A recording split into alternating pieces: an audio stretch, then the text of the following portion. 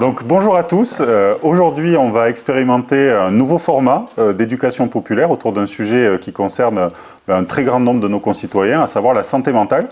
Et pour parler de cela, je suis entouré tout d'abord d'un expert sur le sujet, en la personne de Florian Porta-Bonnette, qui est médecin psychiatre, chef de service au CHU à l'hôpital Charles Perrins.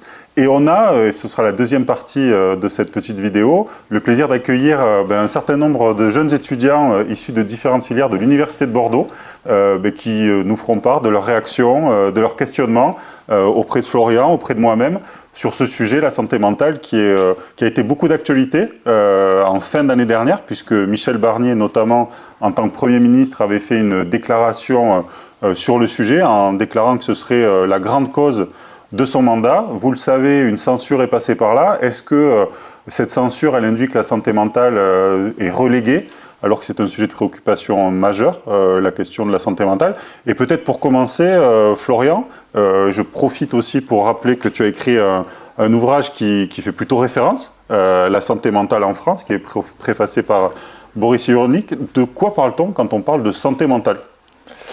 Bon, cher Sébastien, d'abord merci beaucoup pour ton invitation et je suis vraiment content d'être là et sur ce format. Bon, tu commences par une question que je pourrais répondre en plusieurs heures, donc on va essayer de faire rapidement. Je te remercie. Lorsqu'on parle, si tu veux, de santé mentale, on parle pas que de psychiatrie, ok ? La psychiatrie, c'est assez simple à définir, ça on connaît bien, c'est la spécialité qui s'occupe du soin des troubles mentaux. Et bien justement, la santé mentale, c'est pas seulement ne pas avoir un trouble mental, mais c'est un peu plus large que ça. Et on peut se tourner vers l'OMS, donc vers l'Organisation mondiale de la santé, pour approcher cette définition. L'OMS nous dit que la santé mentale, c'est un état complet de bien-être dans différents domaines de sa vie, professionnelle, étudiante, personnelle. Donc finalement, si on devait définir et retenir quelque chose sur la santé mentale, je trouve que le mot de bien-être est assez parlant. C'est peut-être plus pragmatique que celui de bonheur, qui est une notion plus complexe, peut-être plus philo, mais être en bonne santé mentale, c'est globalement dans sa vie se sentir bien. Alors, je dis bien globalement, parce que on peut se sentir globalement bien et avoir des moments où on est moins bien. Donc on est tous concernés par cette problématique de santé mentale. Absolument, absolument. La santé mentale concerne absolument tout le monde, absolument tout être humain finalement. Et à tous âges, parce que là on a des jeunes étudiants, mais ça se pose aussi chez de plus jeunes enfants ou chez des personnes plus avancées en âge. Exactement. Le fait majeur de la santé mentale, c'est que de 7 à 77 ans ou de 7 mois à 107 ans, ça nous concerne tous, absolument. Et c'est pas une question que de gens qui ont 20 ans, que d'étudiants, que de personnes âgées. Non, la santé mentale, c'est une question pour tous. Et ce sujet, en fait, qui a émergé dans la bouche de Michel Barnier, qui a sa mère, je crois, qui était présidente d'une association qui accompagne le handicap psychique, à savoir l'UNAFAM. C'est un sujet qui semble émerger souvent par les problématiques de l'hôpital psychiatrique ou par les troubles liés au Covid. Et pourtant, c'est un sujet qui semble majeur. Comment tu expliques aussi le fait que de façon sporadique, ça émerge et qu'au final, après, ça retombe ? Là, tu mets le doigt sur quelque chose d'important, c'est que en matière de santé mentale en général et de psychiatrie en particulier, on a eu réellement un avant-Covid et un après. C'est-à-dire qu'une question qui était finalement assez marginale dans le débat public est devenue extrêmement présente. Évidemment, pendant la crise sanitaire, on se rappelle du confinement, on se rappelle de tout ça, mais je dirais qu'elle est restée finalement assez présente depuis 2020 et maintenant depuis plusieurs années. Donc vraiment, il y a eu avant le Covid une question qui était là mais assez marginale et après le Covid une question qui a à la fois envahi le domaine public, médiatique. Aujourd'hui, les journalistes parlent de santé mentale et période qui a aussi été traduite par une augmentation forte de demandes de consultation en psychiatrie.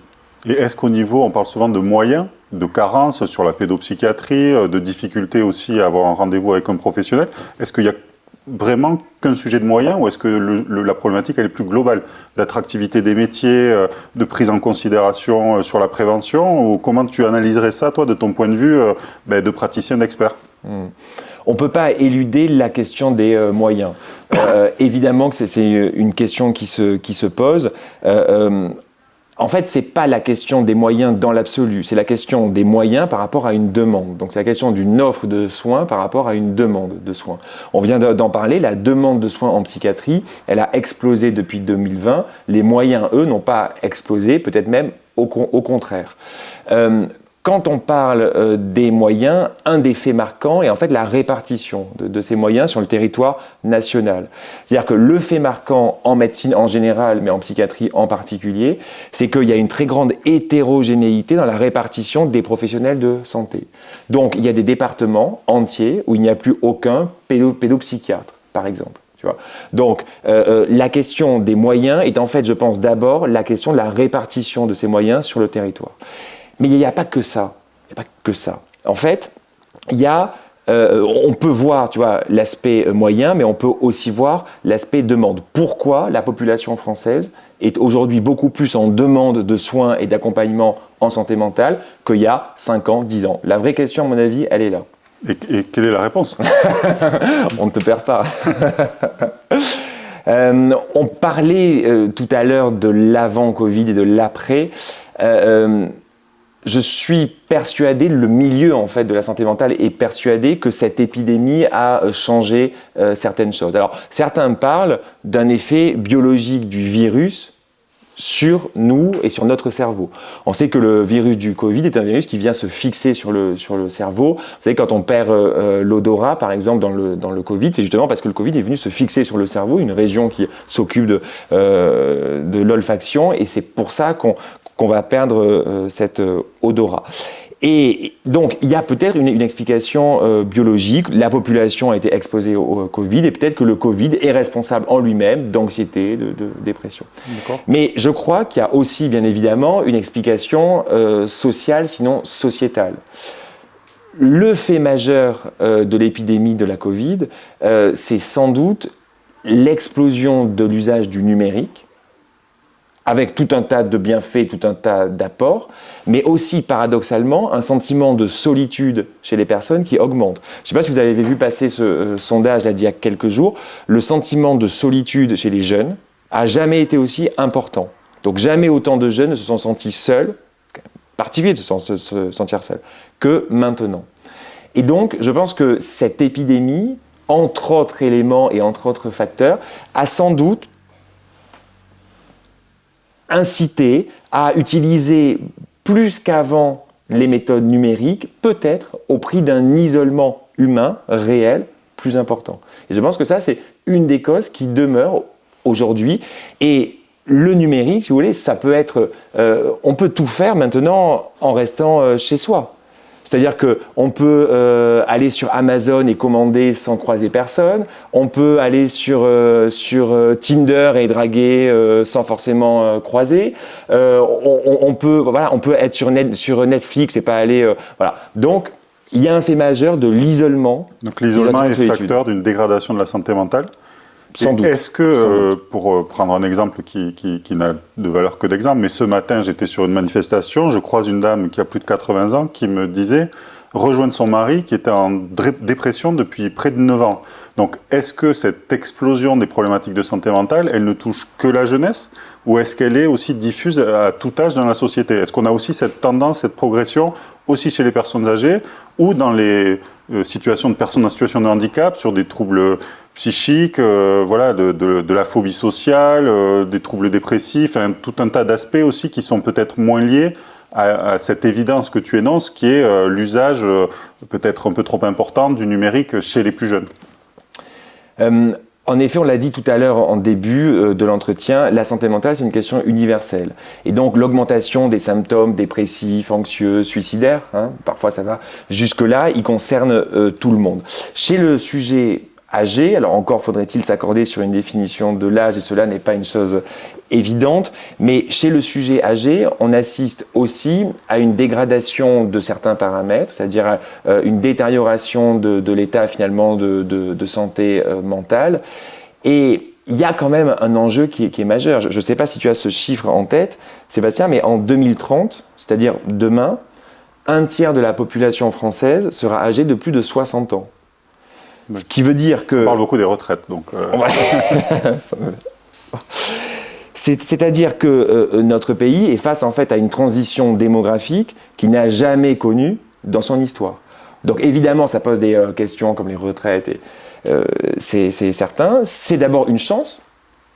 C'est d'abord une chance parce que ça veut dire qu'individuellement, on a la possibilité d'avancer en âge et de vieillir, ce qui est magnifique. Parce qu'il y a eu des progrès dans les conditions de vie, parce qu'il y a eu des progrès de la médecine, voilà. Mais c'est aussi un défi, et notre système de soins est parfois insuffisamment préparé à ça. C'est-à-dire qu'on a une population qui vieillit de façon importante, et on a un système de soins qui n'a pas encore tout à fait appréhendé cette question-là. Et à mon avis, au plan de l'usage politique, finalement, et je crois que tu es député, c'est une question absolument centrale et absolument à prendre en compte. Et peut-être, avant de passer la parole, si tu avais une préconisation ou... Allez, deux, je vais t'en donner parce que je t'aime beaucoup. Principale adressée au monde politique aujourd'hui. Est-ce qu'il faut une grande loi? Est-ce qu'il faut que budgétairement il y ait des choix courageux?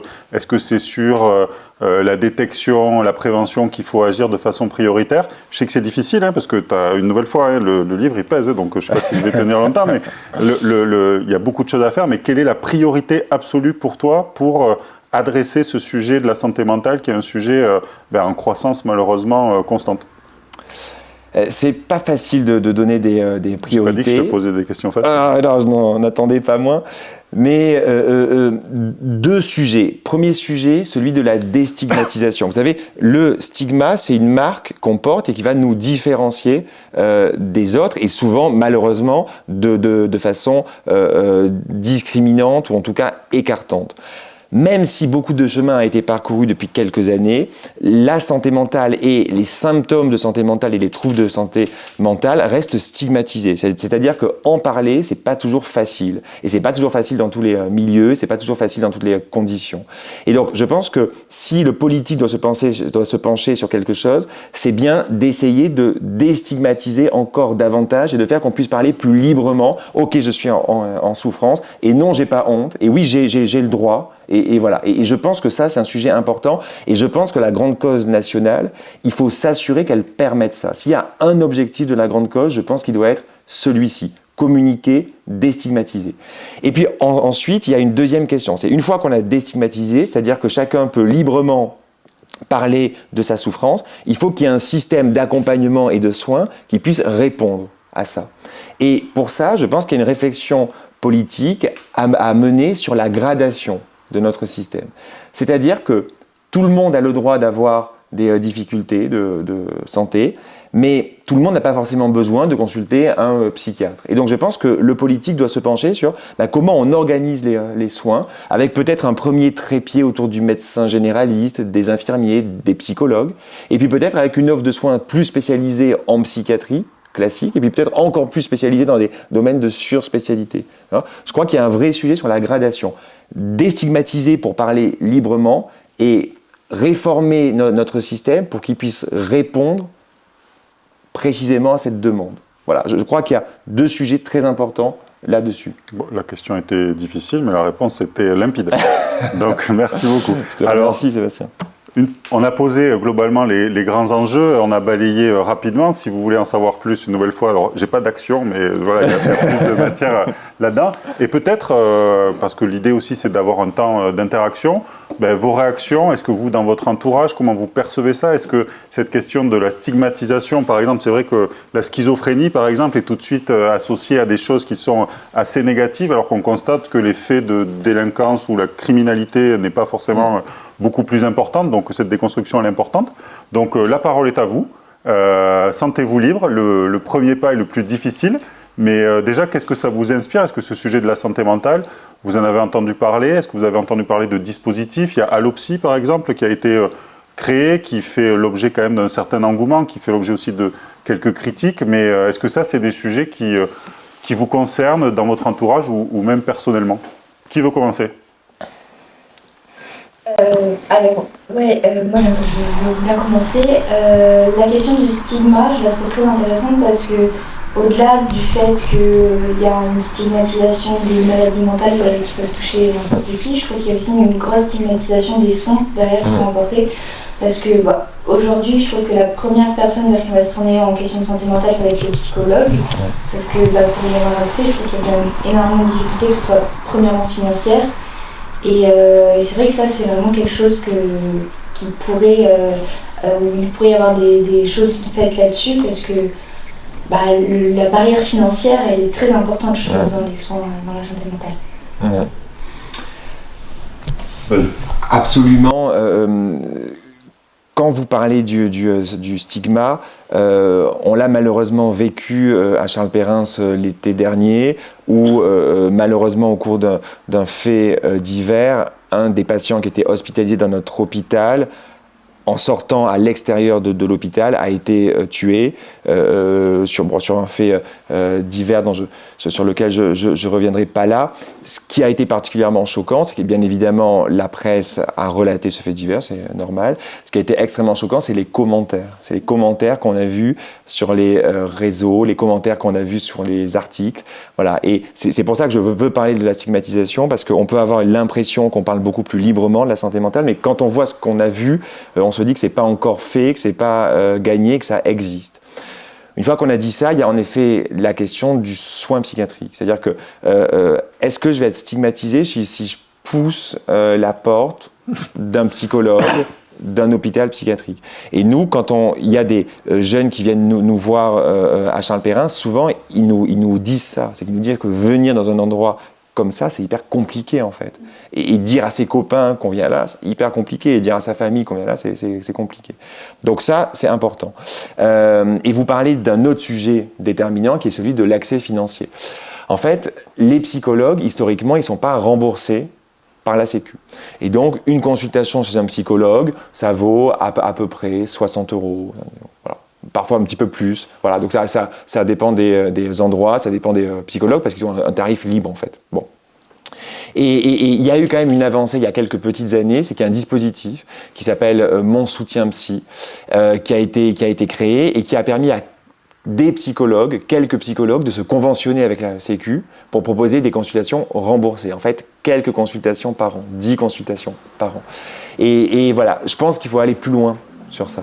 Je pense qu'il faut aller plus loin sur ça parce que pour le moment, il y a encore peu de psychologues qui se sont conventionnés. Or, vous avez raison de le dire, les psychologues, c'est souvent justement le premier niveau, souvent la porte qu'on va pousser. Voilà. Donc voilà. Il y a eu un acte 1 de ce dispositif, il a été étendu il y a quelques mois et je pense qu'il faut encore aller beaucoup plus loin, d'autant que soigner par la psychothérapie des symptômes, ça permet parfois d'éviter de prendre des médicaments, et c'est quand même pas rien, et ça permet aussi et surtout d'éviter que les symptômes ne s'aggravent. Donc même si on avait une approche économique, même là, ça se justifie. Voilà.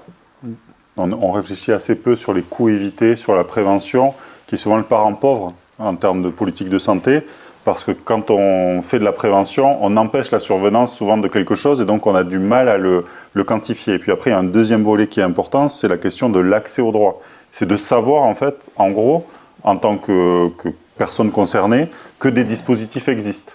Et ensuite, il faut que ces dispositifs, on en revient à ta remarque sur le juste calibrage entre le besoin et l'offre de soins. Là, on voit qu'assez rapidement, même sur des dispositifs d'accompagnement par téléphone, on est assez vite saturé parce qu'en gros, l'offre de soins est assez inférieure à la réalité du besoin. Oui. Quand tu parles de coûts évités, oui, en santé mentale, le soin coûte très peu par rapport au prix qu'un trouble de santé mentale a pour la société. En gros, quand j'ai un trouble anxieux ou une dépression, souvent, je vais pouvoir être en arrêt de travail, en arrêt maladie, peut-être que ma productivité, elle va baisser. Tout ça, ça a un coût. Et tout ça, ça coûte beaucoup plus cher que le soin et que l'accompagnement psychiatrique. Moralité, pour une société, ça serait beaucoup plus rentable d'accompagner mieux pour éviter tous les coûts dits indirects, plutôt que d'accompagner moins et d'accepter qu'il y ait tous ces coûts qui se multiplient. En santé mentale, ce n'est pas le soin, ce n'est pas l'accompagnement qui coûte cher. Voilà. Et ça, c'est un message important, y compris à mon avis au plan politique. Je suis tout à fait d'accord. Vas-y. C'est vrai qu'au niveau santé mentale, on est très très mal éduqué. J'ai eu l'occasion de parler avec une amie qui est en psychologie. C'est vrai qu'on a un regard assez négatif, je dirais, sur l'hôpital psychiatrique. Personnellement, à part voir une camisole, c'est tout ce que j'imagine de l'hôpital psychiatrique. Et c'est vrai que du coup, on ne sait pas en fait, nous, en tant que genre, citoyens lambda, qu'est-ce qui est fait à l'hôpital psychiatrique, quelles sont les choses qui sont mises en place et qu'est-ce qui peut être utilisé pour nous au quotidien en fait, parce que je suppose que vous avez aussi des tips sur des choses et qui pourraient éviter peut-être aussi qu'on vienne nous voir. Enfin, il y a plein de choses qu'on ne sait pas et c'est vrai que déstigmatiser tout ça, ça pourrait être peut-être une forme peut-être utile. Ouais.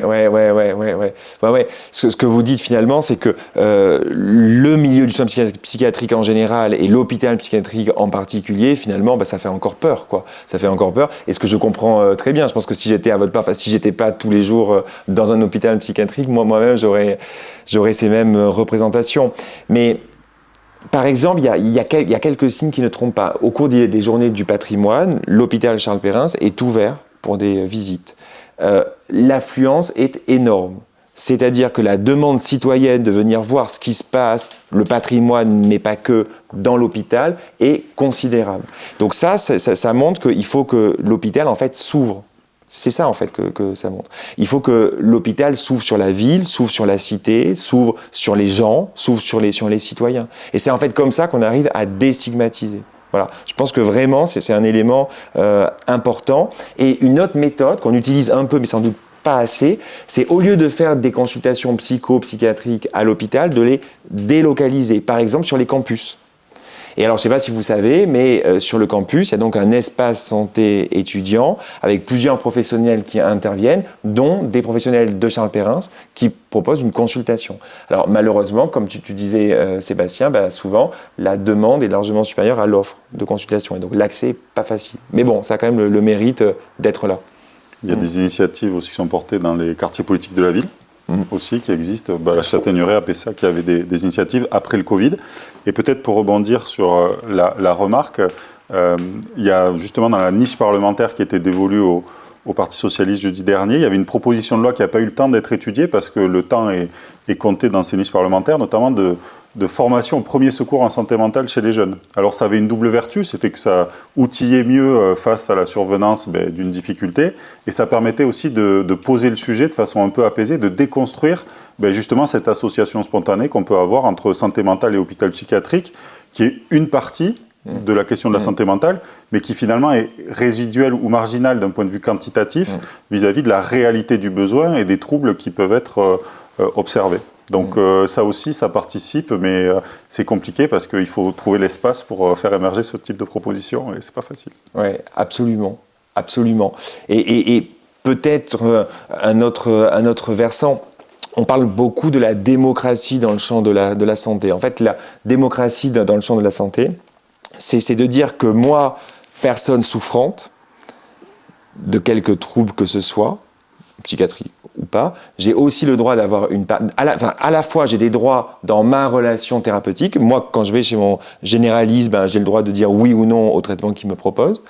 Et j'ai aussi des droits un peu plus collectifs, un peu plus généraux. C'est-à-dire que moi, citoyen, qui présente un trouble, j'ai le droit d'avoir une parole qui porte dans les instances, au ministère, et d'avoir un avis sur la conduite de la politique de santé. Et moi, je pense qu'à l'occasion de cette année santé mentale, grande cause nationale, il faut vraiment qu'il y ait une parole citoyenne. Okay ? Nous, citoyens, concernés de près ou de loin par la santé mentale, tous concernés par la santé mentale et concernés de près ou de loin par la psychiatrie, on veut porter une parole sur la déstigmatisation, sur l'accès psychologue, voilà. Je pense que ça, c'est important. Que la démocratie en santé, ça passe d'abord par la parole citoyenne de tout le monde. C'est vrai en santé, c'est vrai dans tout un tas d'autres sujets, de mon point de vue. C'est vrai que cette démocratisation, elle peut passer par plein d'acteurs qui peuvent nous aider, parce que c'est vrai que, comme tu disais, à notre échelle, on n'a pas beaucoup de clés, et tout ce qui peut être, par exemple, je pense aux défenseurs des droits ou au CDAV, qui peuvent nous permettre de porter notre voix, et ça, c'est vrai qu'on ne connaît pas trop, en fait, ce genre d'acteurs, et ça pourrait être bien aussi de les mettre en avant. Alors, le défenseur des droits, c'est vraiment un peu un dernier recours, mais c'est vrai que c'est aussi un enjeu. Mais alors là, on est déjà dans une logique qui est un peu différente. Là, c'est vraiment la place du patient, de l'usager, dans aussi la construction des politiques publiques, voire même, on peut aller plus loin, ça peut être aussi un expert. Parce que souvent, quand on est confronté à la maladie, le médecin, il peut paraître sachant, peut-être un peu distant, alors que le père, la personne qui a traversé la même difficulté, elle est peut-être beaucoup plus à même de conseiller, de rassurer et de donner le bon aiguillage. Ouais. Absolument. Et ce que dit Sébastien, par exemple, donc moi je m'occupe notamment d'un hôpital de jour, qui est un endroit où on vient plusieurs demi-journées par semaine pour recevoir des soins, pour participer à des soins. Et donc on a depuis quelques mois ouvert un poste de père aidant, c'est-à-dire une personne qui a un trouble de santé mentale et qui va pouvoir venir rencontrer des patients pour avoir un regard un peu différent que celui du médecin ou que celui de l'infirmier. Je pense que la démocratie en santé, c'est aussi ça. Ouais. C'était pour revenir sur ce que vous disiez sur du coup, la place de la santé mentale dans la société et notamment la stigmatisation. Je voulais juste souligner le fait que je crois, vu que la santé mentale concerne beaucoup plus les jeunes que notamment les adultes, en tout cas de ce que je vois, je crois que c'est important de souligner qu'aujourd'hui, en tout cas chez la jeunesse, il y a quand même une déstigmatisation et une dédiabolisation, notamment du psychologue et des troubles psychologiques, même si c'est des pathologies. Et donc je pense que ça passe notamment par les réseaux sociaux, même s'il y a quand même pas mal de bêtises qui sont dites dessus, qui sont dites dessus. Je crois que c'est bien et que la santé mentale a un bel avenir justement avec une génération qui est beaucoup plus concernée et qui va bien plus mettre ça en avant que ce qui a pu être fait par les générations précédentes. Ouais, je suis d'accord parce que cette génération et donc votre génération, elle a peut-être dans son ADN quelque chose de différent des générations qu'il y avait avant.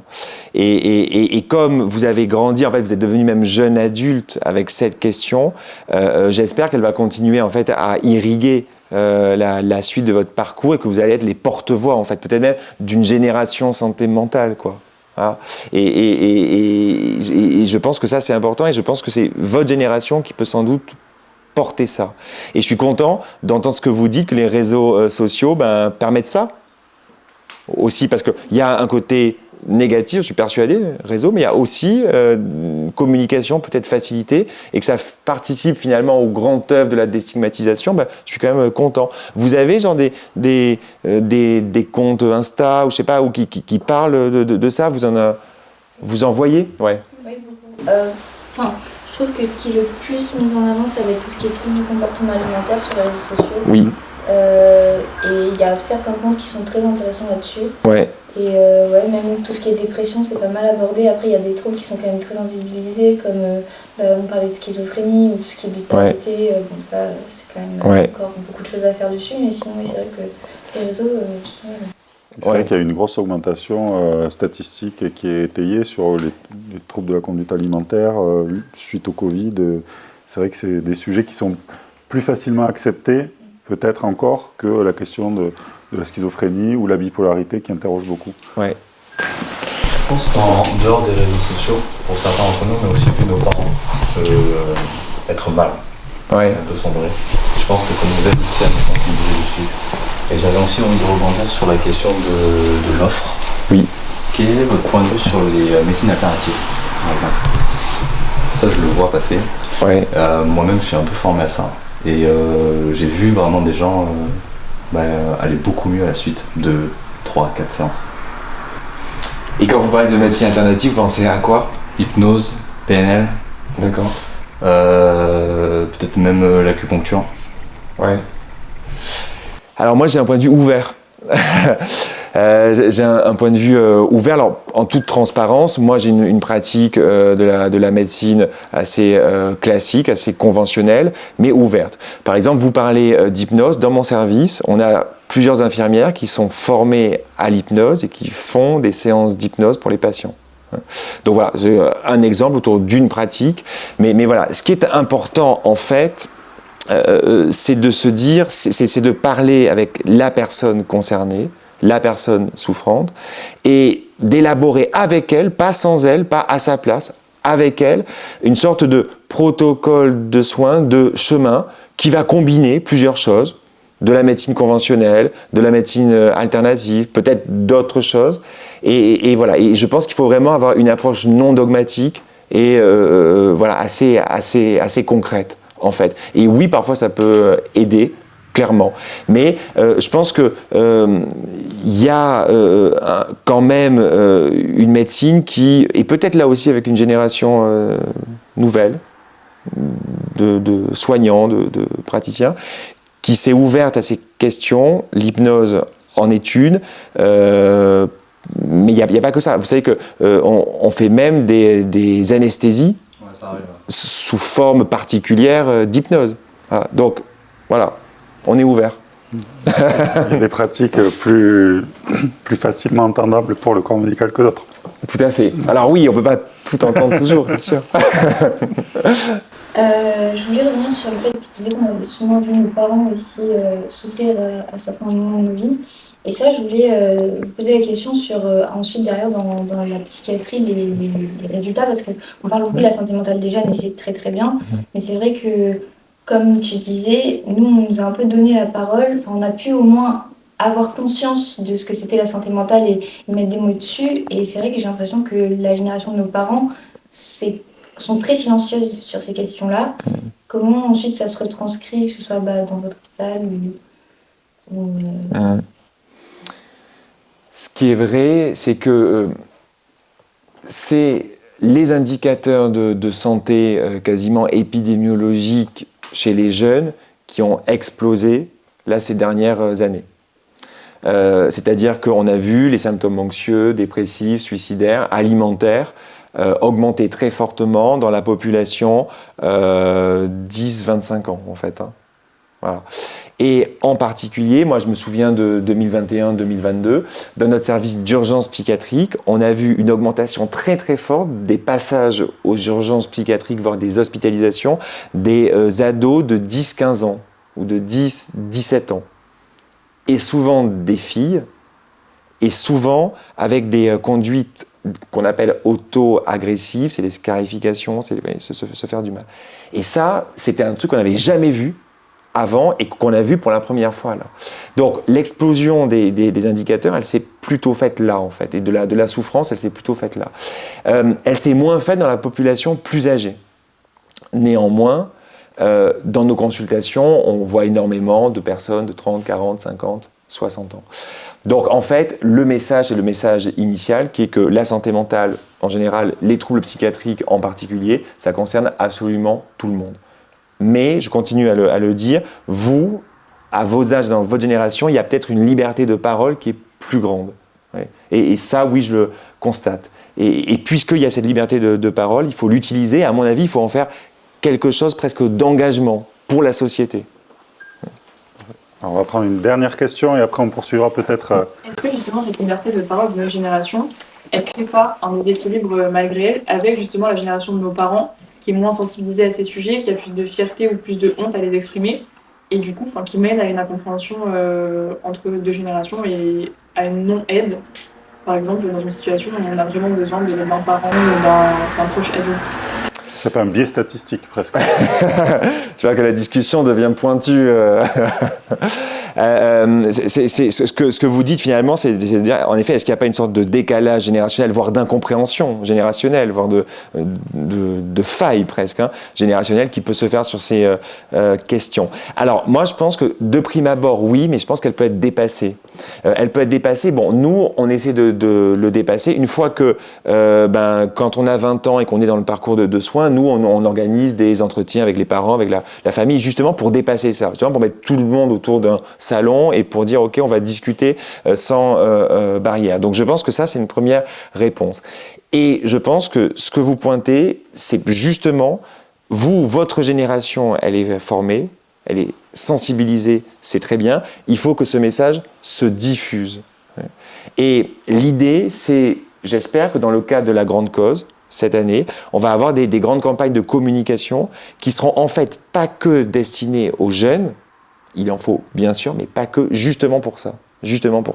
Et qu'on ait des campagnes de communication qui touchent la population de 40, 50 parents, grands-parents. Voilà. Et je pense que c'est comme ça qu'on avancera un peu progressivement avec peut-être une génération leader, mais toute une population qui va suivre et qui va quand même être dans ce mouvement, quoi.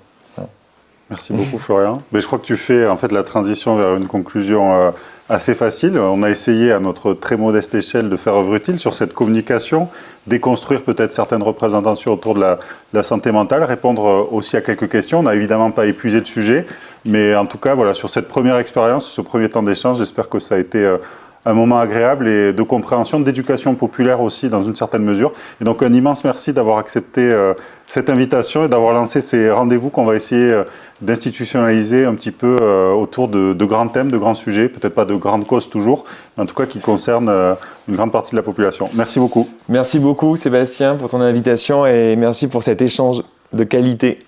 Merci.